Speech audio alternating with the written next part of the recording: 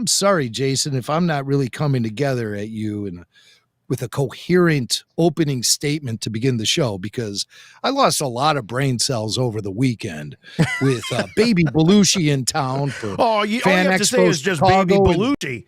That's all you got to say. Lost brain cells, Baby Belushi. I got it. Well, we do know how to party, and we did party at Fan Expo Chicago and at the Blues Brothers concert at the old Joliet prison in Joliet, Illinois, just outside Chicago.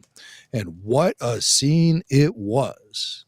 If you don't mind, I'd like to kind of fill you in on everything that went down over the weekend since we last talked.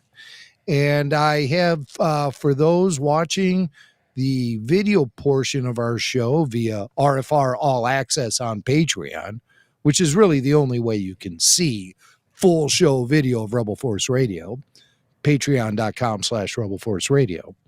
We'll probably share this with everyone, though, because some of this stuff needs to be seen to be believed, I think. And we had cameras out for the whole weekend. So, Jason, if you wouldn't mind firing off our little slideshow video presentation here we have, and I'll walk everyone through it. Do not fret those in the audio podcast listening area. I will be very detailed and concise with my descriptions of the weekend so you can paint a mental picture in your head. But the way to do it is RFR All Access. So let's just begin.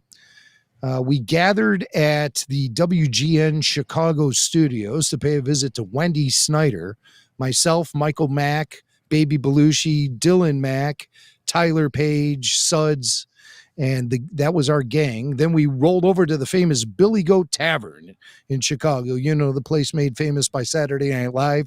Chibaga, chibaga, chibaga. And look who jumped behind the grill here. Baby Belushi somehow is now behind the grill at the world famous Billy Goat, flipping burgers. Awesome. We had a great time. Much was consumed. And then the next day we went to Fan Expo Chicago in Rosemont, Illinois, and we met up with RFR listener and Patreon supporter John Williams. No, not that John Williams, a different John Williams, who bought his drinks right out of the gate. He saw us as soon as we walked in. We stopped by the Ghostbusters fan exhibit. Here's Dylan freaking out, being so close to Slimer.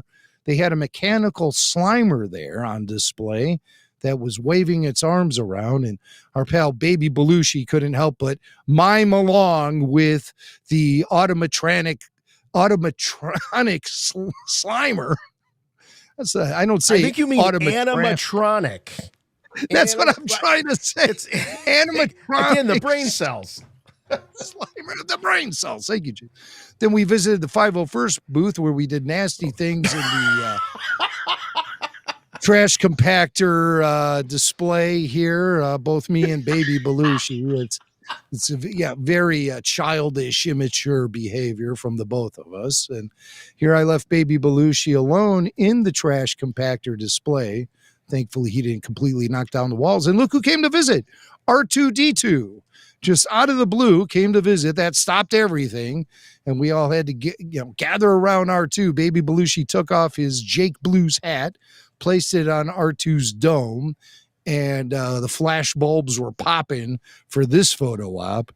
Jake Blues, John Belushi with beer, and R2-D2. Wow, look at those icons Jake right Blues. there. Incredible. We ran into some members of the 501st throughout the weekend. Here's a stormtrooper posing with Baby Belushi. And then cheers from the convention center as we all took a picture with beers in the Millennium Falcon photo op that the 501st group provided for all attendees. Then we went to the Murray brothers. Bill Murray and his brothers have a restaurant right by the convention center, the Caddy Shack restaurant. Eat, drink, and be Murray.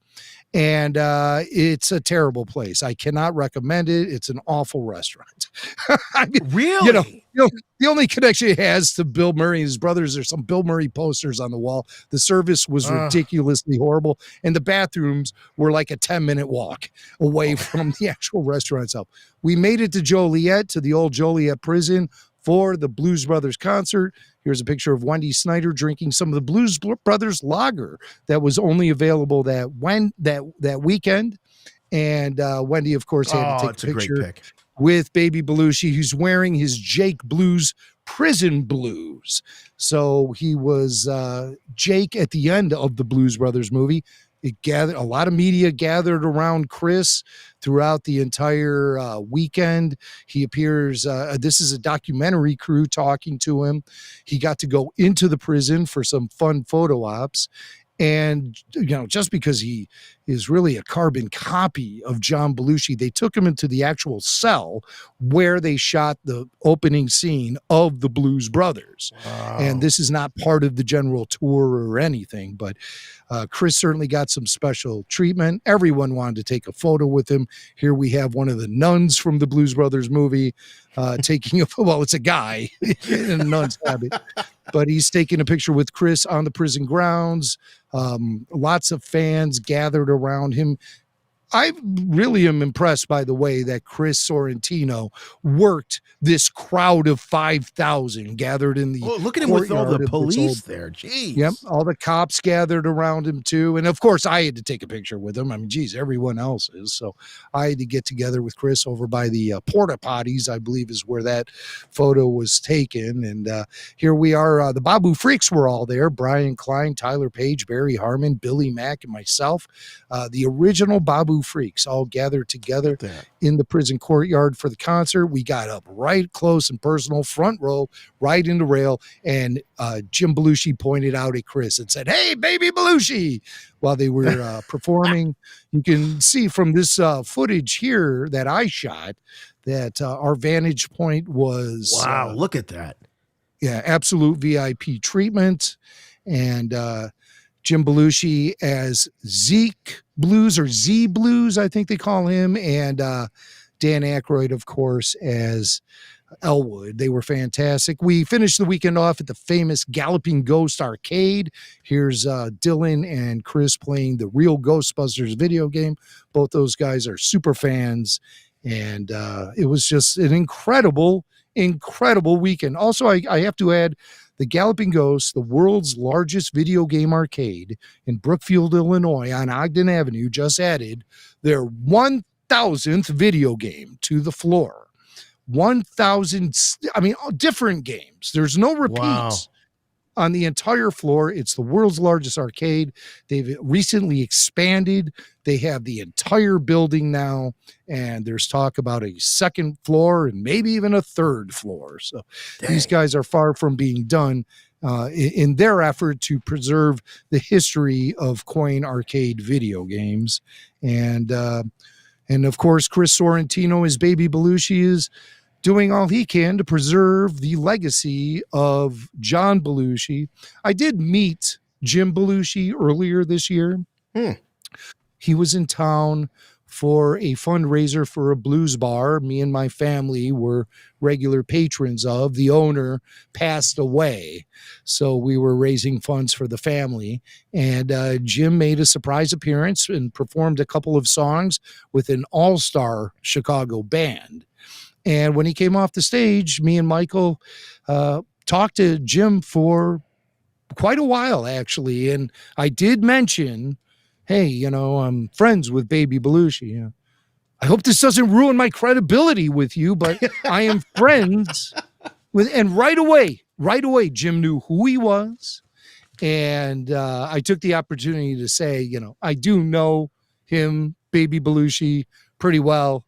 And what he does is he celebrates John's life with integrity, and he's very respectful of the legacy of John Belushi. And I think Jim, as his brother, really appreciated hearing that.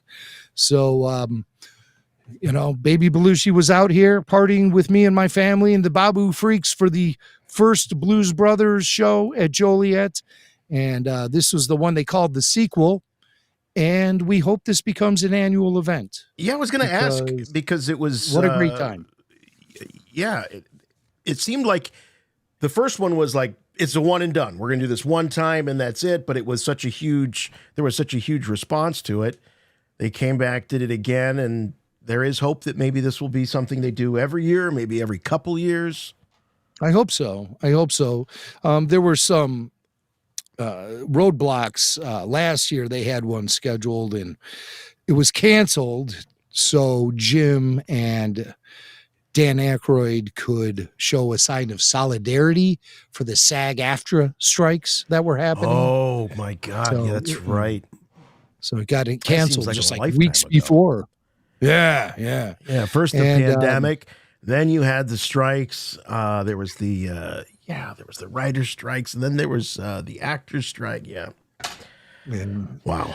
And so, well, here we are, though. You know, things have really gotten back to normal. It seems like coming off a couple of super spreader events from the weekend and feeling damn good. So I think the tide has turned, and I think you got enough in your system to kill any alien bodies that might be trying to take you down. Something tells me that you might win that fight internally. It's all been very strategically mapped out that way, and you know, people think we're just consuming, but no, we're being proactive here and taking a stand against viruses. That's a prophylactic right there is what you're doing.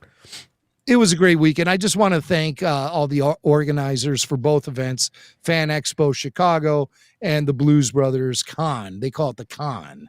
Like convention. It's not really a convention. It's more of a concert. Maybe con is short for concert. But I think they just like how it sounds. Blues.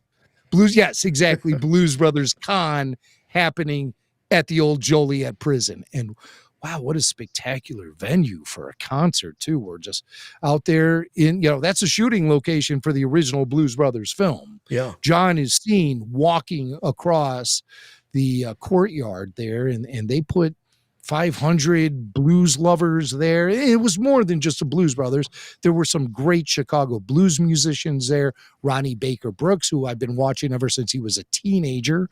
He went home with one of my dates one night, and he's a world-class. No.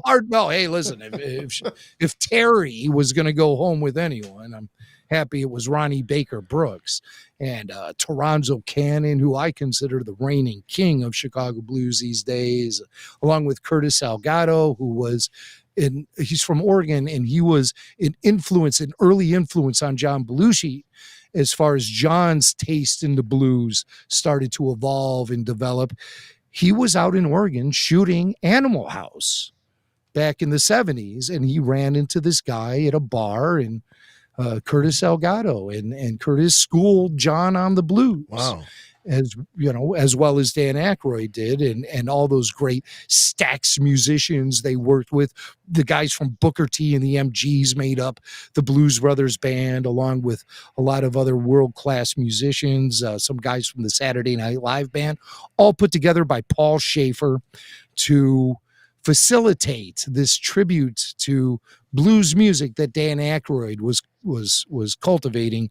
And it just really all came to a head this weekend. And also Jim Belushi's daughter is now performing, and she did Etta James At Last. Yeah. And every face in that courtyard melted when she sang. Oh, wow. Tyler Page, I thought, was going to jump on stage and propose right then and there. Oh, well, you should have just given him a little boost. Shove him up there. Yeah. Tyler, you know the old man. You know Jim now. You know Jim Belushi. Well, I don't. Yeah, but he was waving at her, and so, I mean, it was really fun. And it was a real family event. Wendy was there going crazy. The boys, my sons, just brought so much energy, and of course, Chris Sorrentino was just attracting so many people and making it such an exciting, fun event. So. We got the Babu Freaks there. It was a whole scene. Billy Mack. It was crazy. We went nuts. So, well, we hope to see you guys there next year, should it happen. Whether it be Fan Expo or the Blues Brothers Con, RFR will be there.